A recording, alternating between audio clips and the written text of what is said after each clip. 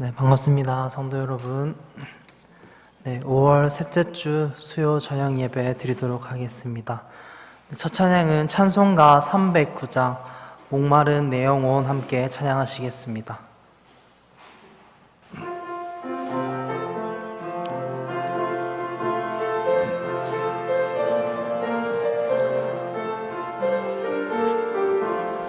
목마른 내 영혼 주가 이미 허락한 그 귀한 영생수 주여 갈망합니다.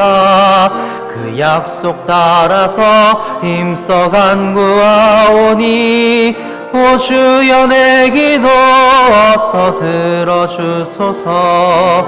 예수의 사랑 예수의 사랑 바다 물결같이 내게 임하니 영광의 물결에 온전히 쌓여서 내 영혼의 기쁨 한량 없도다. 주 내게 약속한 큰 비 내려주시려 은혜의 저흐름 건너편에 떠올라 그 귀한 징조가 내게 밝히 보이니 나 힘을 다하여 주께 간구합니다.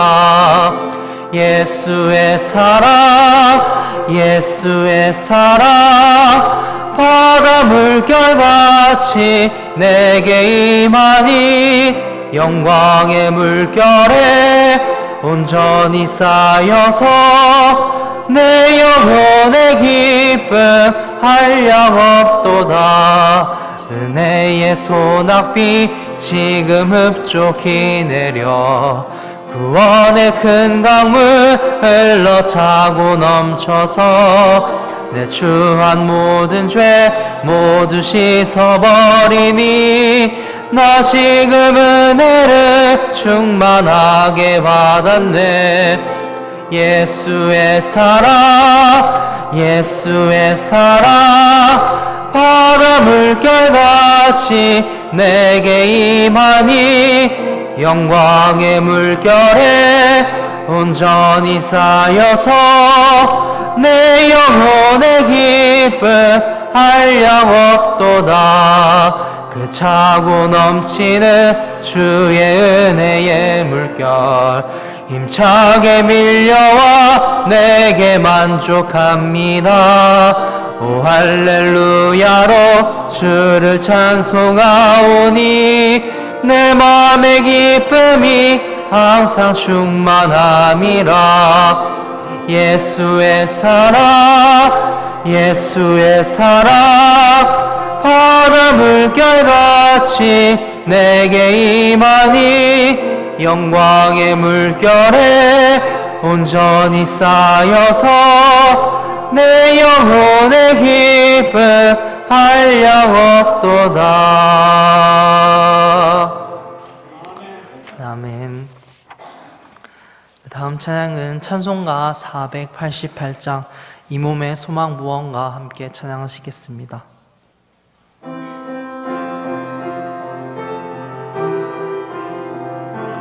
이 몸의 소망 무언가 우리 주 예수뿐일세.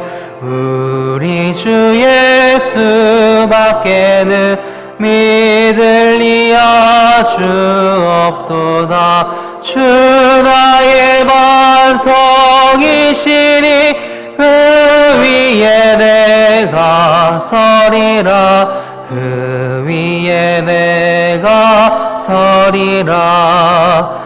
무섭게 바람 부는 밤 물결이 높이 설렐 때 우리 주 크신 은혜의 소망에 닿을 주리라. 주 나의 반석이시니 그 위에 내가 서리라. 그 위에 내가 서리라. 세상에 믿던 모든 것 끊어질 그날 되어도 구주의 언약 믿사와 내 소망 더욱 크리라. 주 나의 반석이시니 그 위에 내가 서리라. 그 위에 내가 서리라. 바라던 천국 올라가 하나님 앞에 배울 때 구주의 은혜를 힘입어 여시 바로 서리라. 주 나의 반석이시니 그 위에 내가 서리라. 그 위에 내가 서리라. 네, 아멘. 이 시간 예배를 위해서 신정원 집사님 나오셔서 기도하시겠습니다.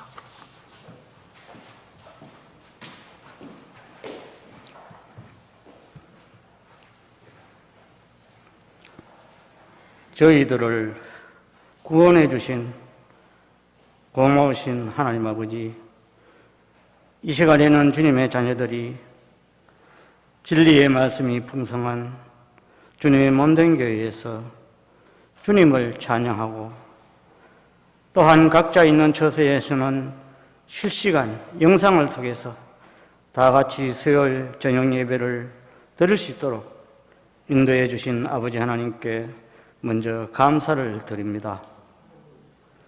저희들이 기도하면 항상 최상의 것으로, 가장 좋은 것으로 기도 응답해 주시는 하나님 아버지, 오늘도 주님께 예배를 드리는 주님 자녀들의 간절한 기도 제목을 하나하나 응답해 주셔서 지금 현재 질병으로 인해서 고통받고 있는 주님 자녀들과 병원에서 치료받고 입원한 가족들과 건강이 나빠진 성도님들은 전능하신 주님의 손길로 아픈 곳을 완전히 치료해 주셔서 이 세상 살아가는데 아프지 않고 건강하게 주님을 잘 섬기며 살아갈 수 있도록 아버지께서 인도해 주시옵소서. 아버지 하나님, 지금 현재 외지에 있는 우리 성도들과 군 복무 중인 형제들을 주님께서 지켜주시고 보호해 주셔서 영육간에 강건하여 이 세상 유혹에 흔들리지 않고 항상 승리하는 삶을 살 수 있도록 아버지께서 인도해 주시옵소서. 어디에 무엇을 하든지 항상 구원의 확신을 가지고 주님께 영광 돌리는 삶을 살 수 있도록 아버지께서 도와주시옵소서. 아버지 하나님, 주님의 자녀들 가운데 올 한 해에 마땅히 결혼해야 할 형제 자매들은 주님께서 가장 합당한 짝을 붙여주셔서 결혼할 수 있도록 아버지께서 인도해 주시옵소서. 아버지 하나님, 또한 연이어서 아버지 앞에 기도합니다. 젊은 가정에 자녀가 필요한 가정에는 2020년 올 한 해에는 주님이 새 생명을 주셔서 건강한 자녀를 임신했다는 기쁜 소식을 꼭 들려주시옵소서. 아버지 하나님, 주님 자녀들의 가정에 어린 아기들이 있는 가정에는 지금의 코로나19 전염병 사태에서도 어린 아이들이 주님 안에서 건강하게 잘 자랄 수 있도록 주님께서 항상 지켜주시고 보호해 주시옵소서. 아버지 하나님, 저희들의 기도를 응답해 주셔서 지금 현재 임신 중에 있는 가정에서는 자매와 태아의 건강을 주님이 지켜주시고 보호해 주시옵소서. 아버지 하나님, 오늘 말씀을 전하시는 우리 담임 목사님에게 영육간에 늘 강건케 해주시고 항상 성령 충만케 해주셔서 또한 주님의 영역을 넓혀주셔서 주님의 말씀을 잘 전갈 수 있도록 아버지께서 인도해 주시고 많은 영혼들을 붙여 주시옵소서. 아버지 하나님, 저희들은 목사님을 통하여 선포하시는 주님의 말씀을 마음판에 깊이 새겨 주님 자녀로서 각자 맡은 직분을 잘 감당하며 항상 주님이 주시는 참 평안과 기쁨과 감사가 충만한 삶을 살 수 있도록 아버지께서 인도해 주시옵소서. 아버지 하나님, 주님의 먼전교회인 대구 성서 침례교회와 개척교회인 혁신 성서 침례교회에서 주님을 알지 못하는 불쌍한 영혼들이 복음을 듣고 구원받는 역사가 지속적으로 일어나도록 주님께서 도와주시옵소서.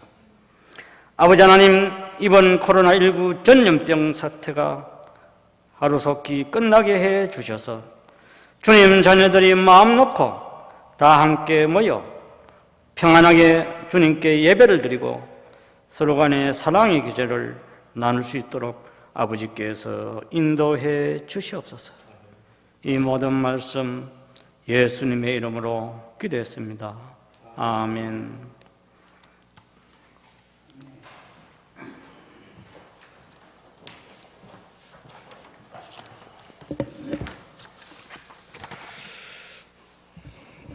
잘 지내셨습니까?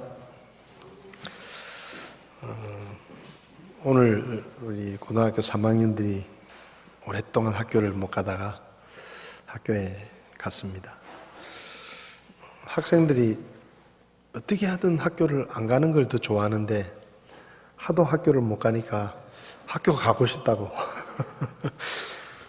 중고등학생들도 빨리 학교 갔으면 좋겠다고. 우리도 코로나 때문에 한 2달 예배를 잘 못 드리니까 교회 가고 싶다고, 빨리 교회 가서 예배 드렸으면 좋겠다고. 마음이 그런 것 같아요. 참 하나님께서 우리 마음을 보시고 빨리 코로나 사태가 좀 잠잠해져서 자유롭게 예배 드릴 수 있는 그런 때가 빨리 되었으면 좋겠습니다. 주일 오전 예배와 수요일 저녁 예배만 저희가 드리고 있습니다. 계속해서 마스크를 꼭 하고 오시고 또 개인 위생을 잘 이렇게 챙겨주시면 좋겠습니다. 서울 지역에는 많이 확산이 되고 인천도 오늘 뉴스를 보니까 인천의 고등학교 3학년 학생이 확진이 2사람이 돼가지고 인천에 있는 66개 학교의 고3들이 다 1시간 만에 다 집으로 갔다. 그런 뉴스가 있더라고요. 이게 하여튼 여러 가지로 어수선한 것 같습니다. 근데 그 가운데서도 우리가 하나님을 신뢰하고 또 우리의 믿음이 나태해지거나 게을러지지 않도록 또 더 말씀 가까이 하고 기도해야 될 것 같습니다. 5월 한 달 동안은 저희가 주일학교 또 식당 운영, 찬양대 특송을 하지 않습니다. 예배 오시지 못하는 분들 위해서 온라인 예배도 계속하고 있습니다. 5월 마지막 주일, 다음 주, 그 다음 주 31일 날 주일은 가족 주일 예배로 드립니다. 그래서 그날은 우리 원래 어린이 주일 날 어린이들 선물도 주고 어버이 주일 되면 또 꽃도 달아드리고 그랬는데 올해는 이게 좀 너무 어수선해가지고 마지막 주일 날 다 아이들 선물도 주고 꽃도 달아드리고 그래서 이렇게 함께 가정을 주신 하나님께 감사하면서 가족 주일을 다 몰아서 그렇게 하겠습니다. 혹시 교회 안 다니시는 가족들이 있으시면은 초대하셔서 같이 예배를 드렸으면 좋겠습니다. 우리 민주자매님 병원에 입원했다가 또 이렇게 건강한 모습으로 퇴원해서 좋습니다.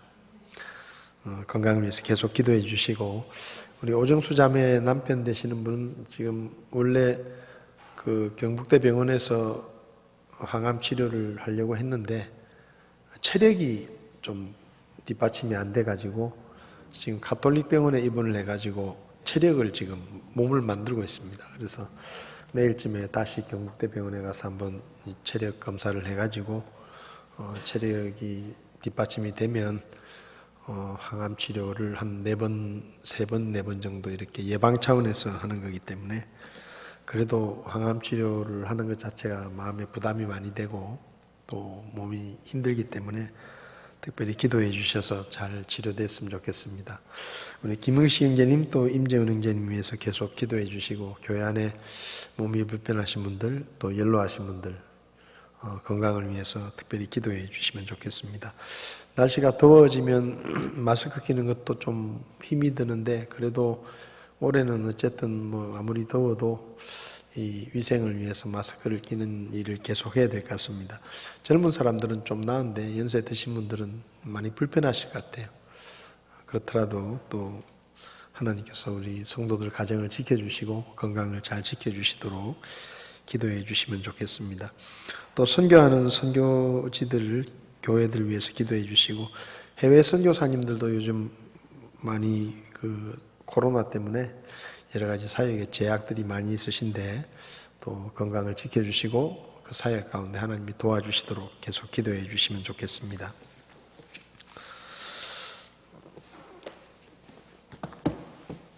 이 시간 하나님의 말씀을 함께 보시겠습니다. 누가복음 17장 원래 22절부터 37절까지 전체의 말씀인데요.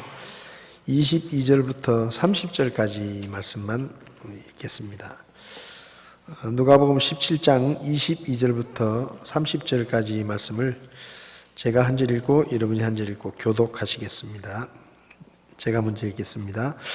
그분께서 제자들에게 이르시되 날들이 이르리니 그때에는 너희가 사람의 아들의 날들 중 하루를 보고자 하되 그것을 보지 못하리라.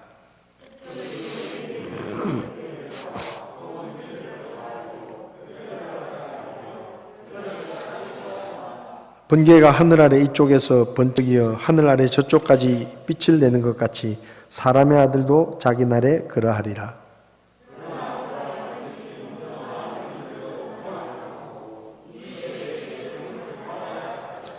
노아의 날들에 이루어진 것 같이 사람의 아들의 날들에도 그러하리라.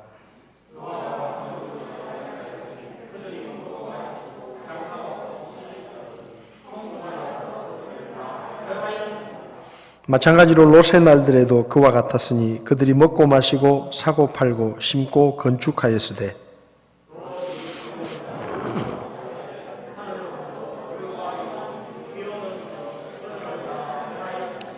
사람의 아들이 나타나는 날에도 그와 같으리라. 아멘. 자리에 앉으시겠습니다. 잠시 기도하겠습니다. 살아계신 하나님, 이 세상 징조들을 볼 때 주님 다시 오실 때가 점점 가까워지고 있는데 우리가 믿음 안에서 늘 깨어있게 하시고 특별히 코로나19 전염병 때문에 여러 가지 삶의 제약들이 많이 있지만 이런 가운데서도 우리가 말씀을 더 가까이 하며 더 많이 기도하며 하나님을 더 가까이 할 수 있도록 저희들을 도와주시기를 원합니다. 이 혼탁한 시대 가운데서 하나님의 뜻을 잘 분별하게 하시고 혹시라도 이런 일들 때문에 우리의 예배와 주님을 섬기는 일들이 게을러지거나 나태해지지 않도록 저희들을 도와주시기를 원합니다. 오늘 말씀을 통해 이 시대에 저희들에게 필요한 지혜를 가르쳐 주시고 우리가 우리 생각대로 사는 것이 아니라 하나님의 말씀의 가르침대로 살아갈 수 있도록 저희들을 도와주시옵소서. 부족한 종을 붙들어 주시고 주님이 써 주시옵소서. 예수님의 이름으로 기도했습니다. 아멘. 지난 시간에 바리새인들이 예수님께 하나님의 왕국이 도대체 어느 때에 임하느냐? 라고 다그쳐 물었다는 말씀을 나누었습니다. 예수님께서 하나님의 왕국이 가까웠다 계속 이야기는 하시는데 바리새인들이 생각하는 하나님의 왕국은 이스라엘 백성들이 로마의 압제에서 해방이 되고 이스라엘이 강력한 나라로 세워지고 그리고 메시아가 와서 직접 왕이 되어서 다스리는 그런 나라를 생각했는데 예수님이 자주 하나님의 왕국을 이야기하시면서도 정작 아무런 기미가 보이지 않으니까 이 바리새인들이 예수님에게 따지는 겁니다. 도대체 맨날 하나님의 왕국 어쩌고 얘기를 하는데 그 하나님의 왕국이 도대체 언제 이루어지느냐? 그렇게 다그쳐 물었을 때 예수님께서 대답을 해주셨죠. 뭐라고 대답하셨는가 하면 하나님의 왕국은 이 세상 왕국처럼 눈에 보이는 그런 물질적인 왕국을 말하는 게 아니고 영적인 왕국이다. 그리고 하나님이 내가 이 땅에 내려왔기 때문에 너희들 가운데 이미 하나님의 왕국은 임했다. 그렇게 말씀을 하시죠. 아주 간단하게 대답하십니다. 근데 조금은 알아듣기 어렵게 대답하셨어요. 그러니까 바리새인들이 물어볼 때는 이렇게 아주 간단하게 애매한 그런 말씀으로 말씀하셨는데 오늘 본문의 말씀은 제자들이 물어본 것에 대한 대답입니다. 마태복음 24장을 보면 제자들이 예수님께 묻습니다. 바리새인들이 물었던 것처럼 비슷한 질문을 해요. 뭐라고 묻는가 하면 마태복음 24장 3절을 보면 그분께서 올리브산 위에 앉으셨을 때 제자들이 은밀히 그분께 나와 이르되 우리에게 말씀해 주소서 어느 때에 이런 일들이 있으리까 또 주께서 오시는 때의 표적과 세상 끝의 표적이 무엇입니까? 다시 말하면 바리새인들도 예수님께 하나님의 왕국이 언제 임하느냐 물었고 제자들도 똑같은 질문을 했습니다. 근데 바리새인들이 물었을 때는 예수님께서 아주 간단하게 또 애매하게 대답을 해주셨는데 제자들이 물을 때는 굉장히 자세하게 또 아주 쉽게 대답을 해주십니다. 왜냐하면 바리새인들은 예수님의 생각과 다른 하나님의 왕국을 생각하고 있었기 때문에 말을 해줘도 못 알아듣는 거예요. 못 알아들으니까 그냥 예수님이 간단하게 설명을 해주는 겁니다. 근데 제자들이 물었을 때는 제자들은 그 하나님의 왕국과 직접적으로 관계되어 있는 사람들이기 때문에 제자들에게는 아주 자세하고 명확하게 그렇게 설명을 해 주십니다. 근데 예수님께서 제자들에게 그런 말씀을 하시죠. 22절을 보면 그분께서 제자들에게 이르되 날들이 이르리니 그때는 너희가 사람의 아들의 날들 중 하루를 보고자 하되 그것을 보지 못하리라. 제자들이 주님이 다시 오실 때에 어떤 표적이 있고 그 하나님의 왕국이 언제 임합니까? 그렇게 물으니까 예수님께서 제자들에게 이렇게 말씀하시는 겁니다. 너희들 살아있는 동안에는 재림이 없다. 너희들은 다시 오시는 예수님을 보고 싶어 하지만 너희들이 살아있는 동안에는 예수님의 재림이 없다. 그러니까 너희들이 다 죽고 나면 예수님이 다시 오신다는 얘기죠. 그래서 예수님께서 말씀하시기를 너희들 살아있는 동안에는 내가 다시 오는 일이 없으니까 혹시 어떤 사람이 예수님이 다시 왔다, 메시아가 다시 왔다 그런 얘기를 하더라도 귀를 기울이지 마라, 미혹되지 마라 그렇게 말씀하시죠. 그리고는 예수님의 재림에 대해서 좀 더 자세하게 설명을 하십니다. 오늘 본문에서 예수님의 말씀을 통해서 예수님의 재림 또 하나님의 왕국 여기에 대해서 좀 생각을 해보면 예수님께서 다시 오시는 예수님의 재림은 실제로 이루어질 미래의 사건이라는 것을 예수님이 말씀하십니다. 예수님께서 제자들이 예수님이 다시 오실 때에 대해서 물어봤을 때 세 가지 예를 들어서 설명을 하십니다. 첫 번째는 번개가 번쩍이는 것처럼 예수님이 오신다. 그래서 24절에 번개가 하늘 아래 이쪽에서 번쩍이어 하늘 아래 저쪽까지 빛을 내는 것 같이 사람의 아들도 자기 날에 그러하리라. 그렇게 말씀을 하시죠. 그리고 두 번째는 노아의 때에 대해서 말씀을 하십니다. 26절을 보면 노아의 날들에 이루어진 것 같이 사람의 아들의 날들에도 그러하리라. 노아가 방주로 들어간 날까지 그들이 먹고 마시고 장가가고 시집가더니 홍수가 나서 그들을 다 멸하였느니라. 세 번째는 소돔성에 멸망한 것을 말씀하시면서 재림을 이야기하십니다. 28절부터 보면 마찬가지로 롯의 날들에도 그와 같았으니 그들이 먹고 마시고 사고 팔고 심고 건축하였으되 롯이 소돔에서 나간 바로 그날에 하늘로부터 불과 유황이 비오듯 내려 그들을 다 멸하였느니라. 사람의 아들이 나타나는 날에도 그와 같으리라. 자, 여러분, 예수님께서 지금 예수님이 다시 오시는 재림에 대해서 설명하시면서 세 가지를 이야기합니다. 번개가 치는 것처럼 예수님이 오신다. 그리고 노아의 때처럼 예수님이 오신다. 또 소돔성이 멸망한 것처럼 예수님의 재림이 이루어질 것이다. 예수님께서 이 세 가지를 이야기하셨는데 이 세 가지를 이야기하신 이유는 여러분, 이 노아의 이야기와 소돔성의 멸망 그리고 번개가 치는 것은 실제로 일어난 일이에요. 실제로 일어났어. 그러니까 그냥 꾸며낸 이야기가 아니고 노아의 이야기처럼 소돔성에 멸망한 것처럼 너희들이 자주 볼 수 있는 번개가 치는 것처럼 예수님이 다시 오신다는 이 이야기는 꾸며낸 이야기가 아니고 실제로 일어날 현실로 다가올 미래의 사건이다라는 것을 말씀하신 것입니다. 그 다음 두 번째는 예수님의 재림이 사람이 생각지 않은 때에 이루어진다는 것을 말씀하신 것이죠. 여러분, 번개가 언제 치죠? 번개가 언제 칩니까? 하나님 마음대로 칩니다. 번개는 우리 마음대로 치는 게 아니에요. 우리가 야 번개가 쳤으면 좋겠다 그러면 아무리 해도 안 칠 수 있어요. 여러분, 재밌는 거 있어요. 마른 하늘에도 번개가 칩니다. 여러분 아시죠? 마른 하늘에도 번개가 쳐요. 뭐 우리 생각에는 구름이 끼고 이렇게 뭐 이래가지고 뭐 비가 올 것 같고 뭐 그럴 때 구르릉 쾅쾅 하면서 번개가 치는 것 같지만 구름도 없고 멀쩡한데도 번개가 쳐요. 그러니까 이 번개가 치는 건 사람이 생각할 수 없는 거예요. 언제쯤 번개가 치겠다. 여러분 일기예보를 들어보시면요. 비에 대해서는 언제쯤 비가 온다 이렇게 예보를 하지만 번개는 예보가 안 돼요.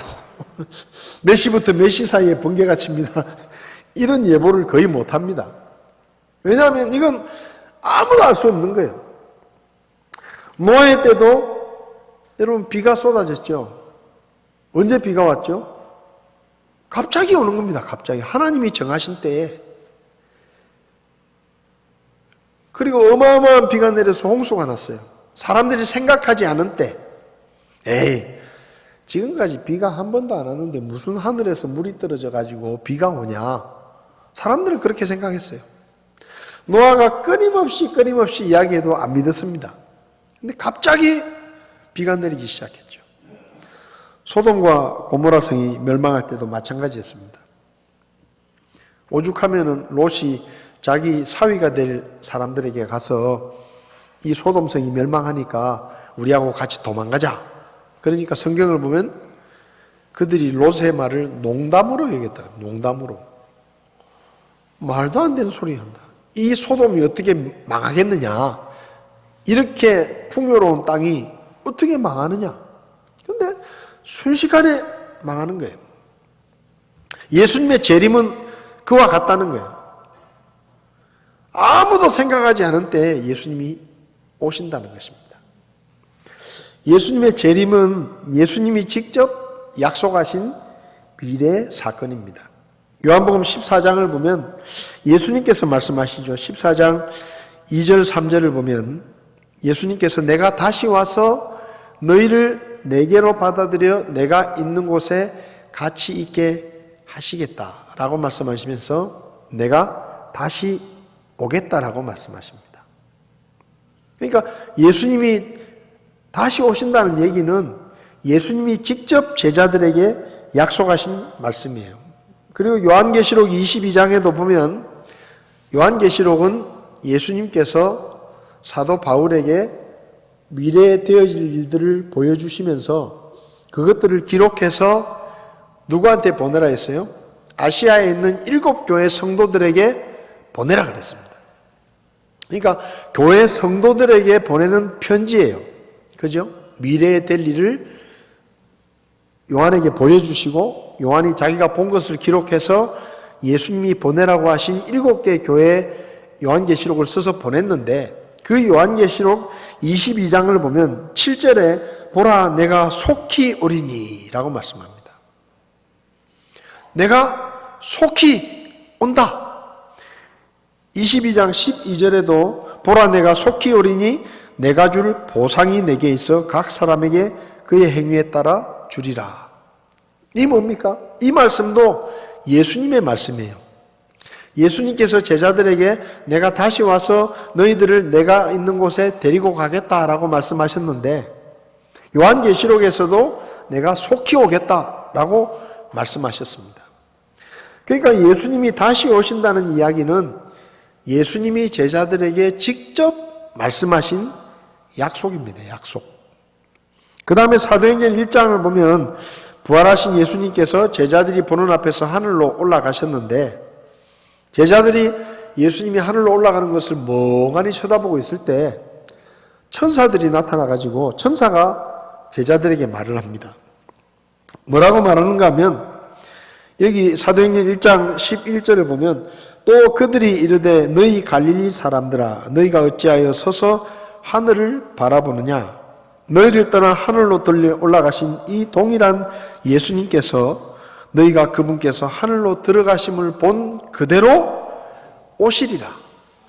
그러니까 예수님도 내가 다시 오겠다라고 말씀하셨고 천사들도 예수님이 하늘로 올라가실 때 너희가 본 그대로 예수님이 다시 오신다라고 말씀하셨습니다. 예수님의 재림은 이야기가 아닙니다. 실제로 일어날 미래의 사건입니다. 역사 이래로 많은 이단과 사이비들이 예수님의 재림의 때를 자기들만 안다고 주장하면서 시한부 종말론을 주장했습니다. 많아요. 근데 마가복음 13장을 보면 예수님께서 뭐라고 말씀하시는가 하면 그날과 그때는 아무도 모른다. 오직 누구만 아신다고요? 하나님 아버지만 아신다. 심지어 예수님도 모른다 그랬어요. 나도 모른다. 아버지만 아신다. 근데 하도 많은 이단과 사이비들이 자기들만 예수님이 다시 오시는 때를 자기들에게만 가르쳐 주었다고 이야기를 해가지고 1992년 10월 28일 날 예수님이 다시 오신다. 예수님 재림하시니까 우리가 준비해야 된다. 그래가지고 막 난리가 났어요. 근데 안 오셨잖아요. 하도 그렇게 하다 보니까 이제는 사람들이 안 믿어요. 예수님이 다시 오신다 그러면 안 믿어. 그리고 예수님의 재림과 휴거니 이런 얘기를 이야기하면 이상한 교회라고 생각해요. 하나님만 아시는 그때를 우리에게 알려주진 않으셨지만 성경을 보면 하나님께서 우리에게 힌트를 주셨어요. 힌트. 정확하게 그 날과 그때는 안 알려주셨지만 대충 이런 일이 생기면 예수님이 다시 오실 것이다 라고 힌트를 주셨는데 그 힌트를 주신 말씀이 성경에 많습니다. 대표적인 게 마태복음 24장인데 그 마태복음 24장을 비롯한 예수님이 다시 오실 때에 대한 힌트를 주신 말씀들을 살펴보면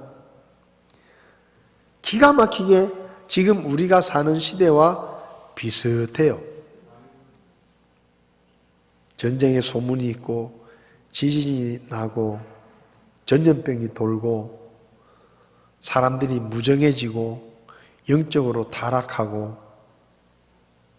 심지어 사람의 본능적인 사랑까지도 식어지고 부모가 자식을 죽이기도 하고 부모가 자식을 버리고 자식이 부모를 죽이고 이건 천륜이거든. 천륜. 이건 본능적인 사랑인데 이 본능적인 사랑까지도 식어져 버리는 시대. 사람들이 빨리 왕래한다. 비행기 타고 배 타고 얼마나 빨리 다닙니까? 전 세계 곳곳에 전염병이 돌고 그러니까 성경에 말하는 예수님이 가까이 다시 오실 때가 가까워졌을 때의 힌트들이 너무 지금 맞아 들어가고 있는 거예요. 지금 우리가 사는 시대. 예수님이 다시 오신다는 약속을 우리가 믿어야 됩니다. 믿어야 돼요. 예수님은 분명히 다시 오신다. 그리고 우리가 예수님이 다시 오실 때에 가장 가까운 시대에 지금 살고 있다는 것을 우리가 생각해야 됩니다.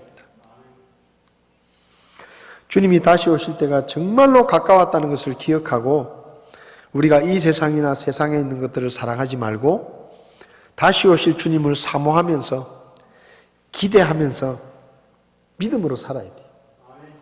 예수님의 다시 오신다는 약속은 반드시 이루어지는 미래의 사건입니다. 그 다음에 두 번째로 예수님이 다시 오시면 이 세상 모든 사람들이 두 종류의 사람들로 나누어집니다. 여기 예수님께서 제자들에게 예수님이 다시 오실 때 일어나는 일들에 대해서 이야기를 하셨는데 여기 34절을 보면요. 내가 너희에게 이르노니 그 밤에 두 남자가 한 자리에 누워 있을 터인데 하나는 붙잡혀가고 다른 하나는 남겨질 것이요. 두 여자가 함께 맷돌을 갈고 있을 터인데 하나는 붙잡혀가고 다른 하나는 남겨질 것이며 두 남자가 들에 있을 터인데 하나는 붙잡혀가고 다른 하나는 남겨지리라. 두 사람이 함께 누워 잠을 자는데 한 사람은 붙잡혀가고 한 사람은 남는다. 두 여자가 맷돌질을 하고 있는데 한 여자는 데려감을 당하고 한 여자는 남는다. 두 남자가 밭에서 일을 하고 있는데 한 사람은 데려감을 당하고 한 사람은 남는다. 그러니까 예수님이 오실 때가 되면 이 세상 모든 사람들이 둘 중에 하나, 두 종류의 사람들로 나뉘어지게 된다는 거예요. 구분된다는 것입니다. 예수님이 재림하실 때 잠을 자는 사람도 있을 것이고 맷돌질하는 사람도 있을 것이고 일하는 사람도 있을 것이고 공부하는 사람도 있을 것이고 술을 마시거나 여행을 하는 사람도 있을 것이고 노는 사람도 있을 것이고 여러 가지 다른 모습의 삶을 살고 있을 거예요. 그런데 예수님이 딱 오시면 그 다른 종류의 사람들이 둘로 구분되게 되는 겁니다. 어디서 무엇을 하고 있든지 예수님이 다시 오시면 이 세상 모든 사람들은 두 종류의 사람들로 구별이 딱 돼버립니다. 여기서 뭐 붙잡혀가는 사람이 누구냐, 남겨지는 사람이 누구냐에 대해서 여러 가지 견해가 있어요. 여러 가지 해석이 있는데 그것보다 더 중요한 건 뭔가 하면 붙잡혀가는 사람이 있고 남는 사람이 있다는 거예요. 두 종류의 사람들로 나눠진다는 겁니다. 우리는 사람들을 다양하게 구분합니다. 그죠? 지금 우리는 사람들이 굉장히 다양한 사람들이 살잖아요. 성별에 따라 남자가 있고 여자가 있습니다. 피부색에 따라 백인이 있고 흑인이 있고 황인종이 있죠. 사는 지역에 따라 동양인과 서양인으로 나눕니다. 종교에 따라서 기독교인, 불교, 이슬람교인 여러 가지 종교로 나눕니다. 나이에 따라서 어린아이, 청소년, 또 어른으로 구분하죠. 직업에 따라서 또 사람들을 나눠요. 학생도 있고 군인도 있고 경찰도 있고 의사도 있고 변호사, 성직자 다양한 사람들이 삽니다. 출신 지역과 국가에 따라서 서울 사람, 대구 사람 나누잖아요. 한국 사람, 외국 사람 나누거든요. 사는 형편에 따라 부자도 있고 가난한 사람도 있습니다. 회사에 다니는 회사원도 있고 회사를 경영하는 경영자도 있습니다. 남의 집에 새 들어 사는 세입자도 있고 건물주도 있어요. 이 세상에 굉장히 다양한 사람들이 사는 것 같죠? 여러 종류의 사람들이 사는 것처럼 보입니다. 근데요, 사람들 눈에는 이렇게 굉장히 다양한 사람들이 살고 있는 것처럼 보이지만 하나님의 눈에는 딱 두 종류의 사람들밖에 없어요. 이 세상에는. 구약시대 때는 유대인과 이방인 딱 둘밖에 없어요. 하나님의 백성이냐 아니냐 이 둘로 완전히 구분됩니다. 신약시대 때 지금은 뭘로 구분되느냐? 구원받은 사람이냐? 구원받지 못한 사람이냐? 이걸로 딱 나눠지는 거예요. 그러니까 우리 눈에는 굉장히 다양한 사람들이 사는 것처럼 보이지만 하나님의 눈으로 보면 이 세상에는 구원받은 사람과 구원받지 못한 사람 두 종류의 사람밖에 없는 겁니다. 근데 이게 지금은 잘 구별이 안 돼요. 지금은 잘 구별이 안 돼. 그래서 우리는 잘 몰라요. 우리는 누가 구원을 받았는지 구원받지 못했는지 대충은 짐작은 하지만 알 수 없어요. 또 죽은 사람 중에도 누가 구원을 받고 죽었는지 누가 구원을 못 받고 죽었는지 우리는 정확하게 모릅니다. 어떤 사람은 교회를 나가서 열심히 주님을 섬기다가 믿음 안에서 구원받은 것처럼 죽는 사람이 있고 어떤 사람은 교회 나간 지 한두 번밖에 안 나가고 아니면 평생 교회도 안 나갔지만 또 자녀들이 복음을 전해서 예수님을 믿고 구원받고 돌아가실 수도 있는데 우리는 그분들이 교회를 안 나왔기 때문에 저분이 구원받았겠나 잘 몰라요. 우리는 대부분 그냥 교회 다녔으면 구원받았다라고 생각하지만 모릅니다. 돌아가신 분들이 그래서 우리가 볼 때는 그분이 천국 갔는지 지옥 갔는지 잘 몰라요. 근데 이게 언제 분명하게 드러나느냐? 예수님이 다시 오실 때가 되면 이건 분명하게 드러납니다. 데살로니가전서 4장을 보면 예수님이 다시 오실 때 먼저 죽은 사람들 중에서 누가 부활해요? 구원받고 죽은 사람들이 부활합니다. 구원받고 죽은 사람들이 그 몸이 완전한 몸으로 부활을 해가지고 예수님이 오실 때 그 낙원에 있던 영혼들이 같이 오는데 땅에 묻힌 그들의 몸과 낙원에서 오는 영혼들이 다시 연합을 해가지고 완전한 몸을 가진 부활의 몸을 가진 완전체가 되는 거예요. 그 다음에 그렇게 죽은 자들이 먼저 부활해가지고 들림을 받고 나면 그 다음에는 살아있는 사람들 중에 누가 들림을 받아요? 구원받은 사람. 같이 일하다가 갑자기 없어져서 들림받아 가버리는 거예요. 같은 비행기를 타고 가는데 예수님이 다시 오시면 갑자기 어떤 사람들은 없어져 버리고 어떤 사람들은 그대로 남는 거예요. 여러분, 예수님이 오시면 온 세상이 얼마나 아비규환이 되겠습니까? 비행기 조종사가 올라가 버렸어. 비행기 조종사가 휴거돼 버렸어요. 그러면 비행기 조종사가 없잖아요. 그럼 비행기가 그냥 추락하는 거예요. 고속도로에서 운전자들 중에 구원받은 운전자들이 다 싹 사라져 버리는 거예요. 그러면 그 차가 그냥 달리는 거예요. 운전사도 없이. 그럼 얼마나 많은 사고가 나겠어요. 그래서 예수님이 재림하시면 전 세계가 완전히 혼란에 빠지는 겁니다. 그 혼란을 수습하는 게 누구냐? 적그리스도예요. 그래서 이것은 어느 나라의 문제가 아니기 때문에 전 세계 연합 정부가 생기고 전 세계 연합 정부의 우두머리가 누군가 하면 적그리스도입니다. 그렇게 될 수밖에 없어요. 지금 코로나19가 막 이렇게 창궐하니까 뉴스에 제일 많이 나온 사람이 누굽니까? WHO. 미국 대통령도 아니고 중국 시진핑도 아니고 WHO 대장이 제일 많이 나와요. 제일 많이 이야기하고.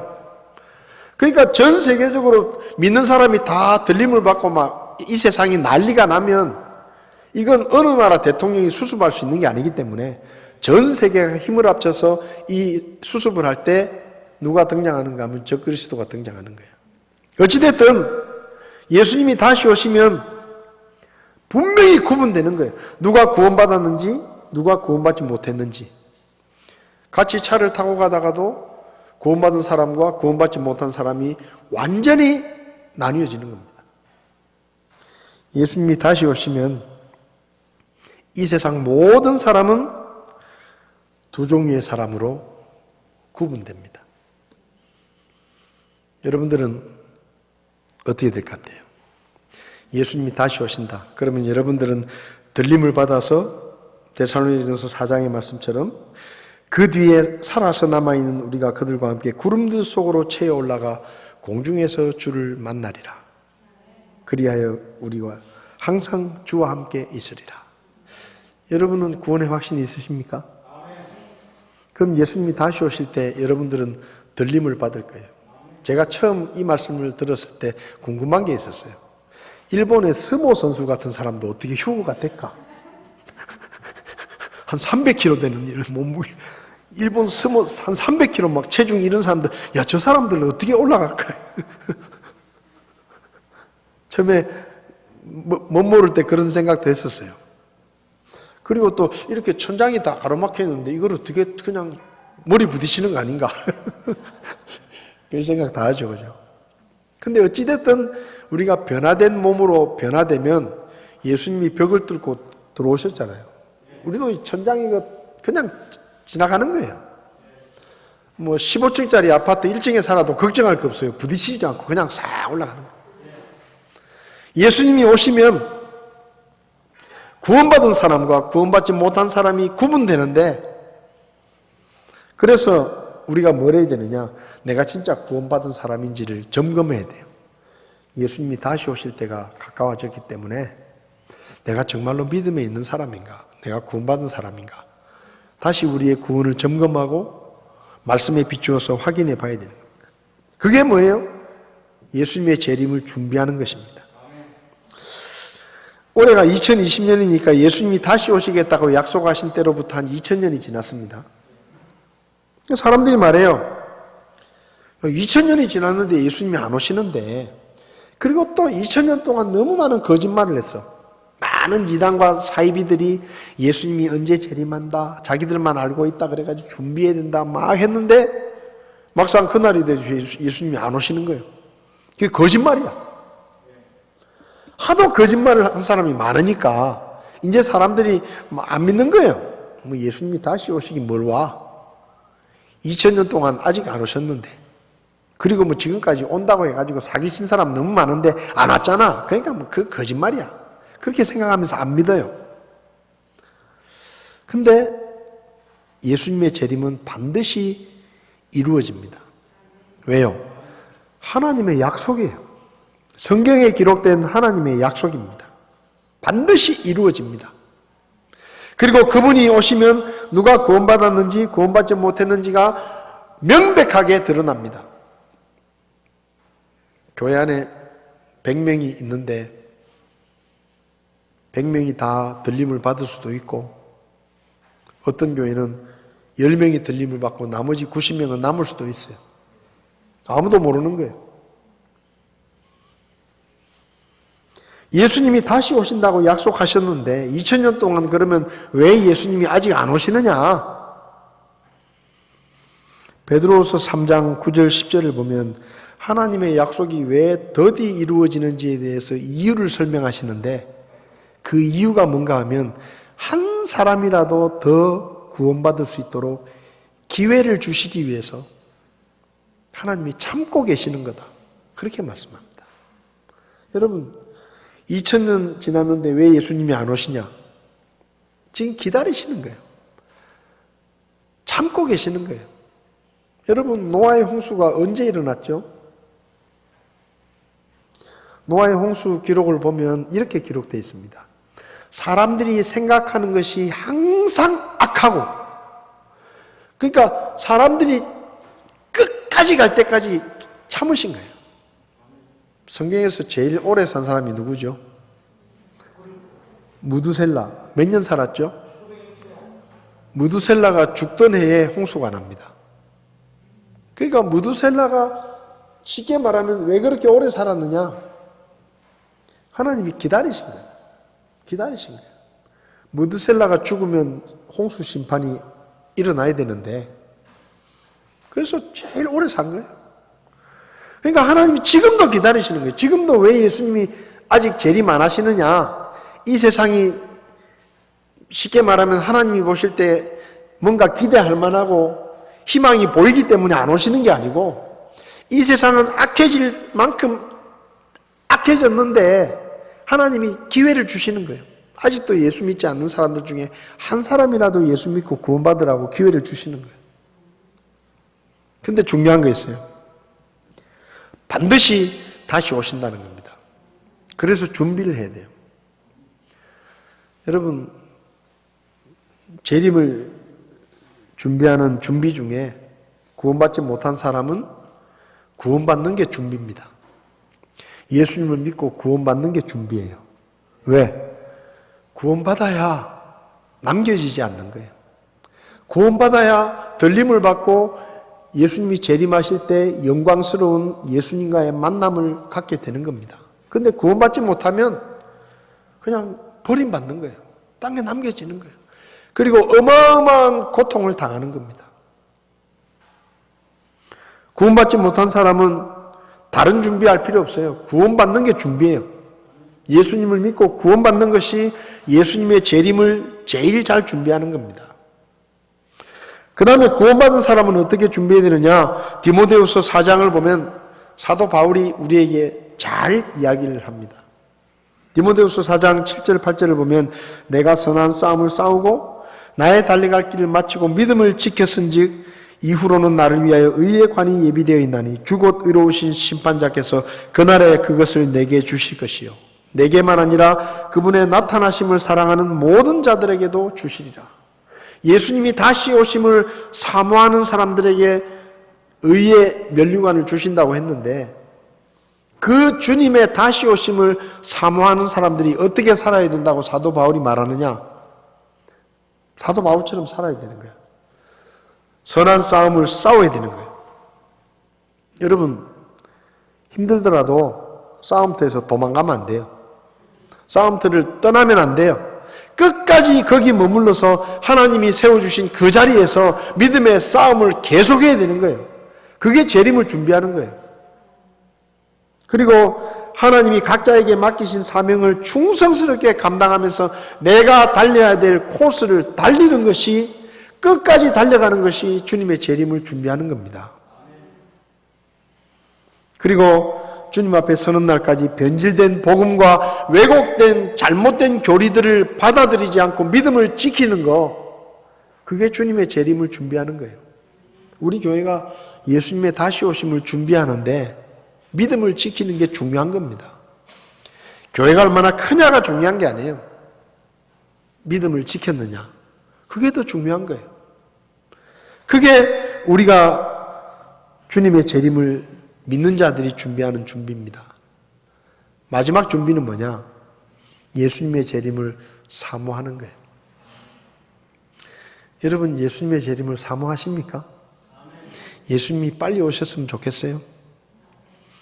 오늘 저녁에 오시면 좋을까요? 네? 오늘 저녁에 예수님이 오시면 좋겠다 손 들어보세요. 네? 아이고, 손자 얼굴도 못 봤는데 손자 얼굴도 한번 못 봤는데, 아이고 며느리도 못 봤는데, 아이고 우리 애들 뭐 장가도 못 갔는데, 좀 있으면 아파트에 입주하는데, 내가 땅 사놓은 게 좀 있으면 땅값이 오르는데, 아이고 좀 있으면 새 차 나오는데, 여러분 그런 게 중요한 게 아니에요. 우리 마음속에 예수님의 재림을 사모해야 돼요. 정말로 예수님을 보고 싶어 하고 그분을 만나는 게 기다려지고, 그리고 유행가 가사 중에도 그런 가사가 있잖아요. 앉으나 서나 당신 생각, 앉으나 서나 주님 생각, 그냥 앉아도 주님 생각, 잠자기 전에도 주님 생각, 오늘 저녁에 주님 오시면 좋겠다고 자고, 아침에 눈 뜨면 오늘 잠들기 전에 주님 오시면 좋겠다 이러고 우리가 사모하고, 그런 마음이 우리에게 있어야 되는 거예요. 여러분, 요즘 코로나19 때문에 사는 게 고달프잖아요. 힘들잖아요. 이런 때는 예수님이 빨리 오시면 좋겠다 싶어요. 근데 아무 일 없고 잘 먹고 잘 살 때는 좀 천천히 오시지, 그렇게 생각할 수 있습니다. 여러분, 주님의 다시 오심이 가까이 왔습니다. 잘 준비합시다. 계속 싸우십시오. 계속 달리십시오. 믿음을 지키십시오. 그리고 사모하십시오. 다시 오실 주님을, 여기 연애 안 해보신 분들도 계시지만 연애할 때 그 사랑하는 사람을 만나는 그 기다림이 얼마나 행복합니까? 그죠? 겨울에 그 바깥에서 추운데 벌벌벌 떨면서도 사랑하는 사람을 만나는 그 기다림이 얼마나 행복한지 몰라요. 사랑하면 그렇게 기다리는 거예요. 그리고 기다림조차도 행복해요. 아내가 신혼 때는 집에서 밥상 딱 차려놓고 남편이 돌아오는 게 얼마나 기다려집니까? 근데 그 기다리면서 행복한 거예요. 그게 뭐예요? 우리가 주님을 사랑하면 주님을 다시 만날 그때를 생각만 해도 황홀하고 마음이 설레이고 기대가 되고 그런 사모함이 우리에게 있어야 됩니다. 저와 여러분들이 주님을 그렇게 기다리면서 이 믿음의 길을 끝까지 계속 걸어갔으면 좋겠습니다. 기도하시겠습니다. 주님 다시 오실 때가 정말로 가까워졌다는 것을 저희들이 이 세상 일들을 보며 느끼게 됩니다. 주님 다시 오실 때 우리가 부끄럽지 않은 모습으로 주님을 만날 수 있도록 저희들을 도와주시고 말씀으로 늘 가르쳐 주시기를 원합니다. 이 세상에 소망이 없고 썩어 없어질 것들에 우리의 마음이 흔들리지 않게 하시고 영원한 하나님의 나라를 소망하며 다시 오실 주님을 만날 그때를 생각하며 믿음으로 선한 싸움을 계속해서 싸우게 하시고 지치지 않고 계속 달리게 하시고 주님이 맡기신 그 순수한 복음과 믿음을 지킬 수 있도록 저희들을 도와주시기 원합니다. 주님 어서 빨리 오십시오. 그래서 우리가 주님을 만나서 주님과 함께 영원히 사는 그 놀라운 행복과 영광을 누릴 수 있도록 저희들을 만나주시고 저희들을 받아주시기를 원합니다. 우리의 삶이 힘들고 어렵지만 주님의 다시 오심을 소망하는 우리의 그 소망으로 인해 위로가 되게 하시고 새 힘을 얻을 수 있도록 저희들을 도와주시옵소서. 다시 오실 주님을 기대하며 예수님의 이름으로 기도했습니다. 아멘. 예배를 마치겠습니다.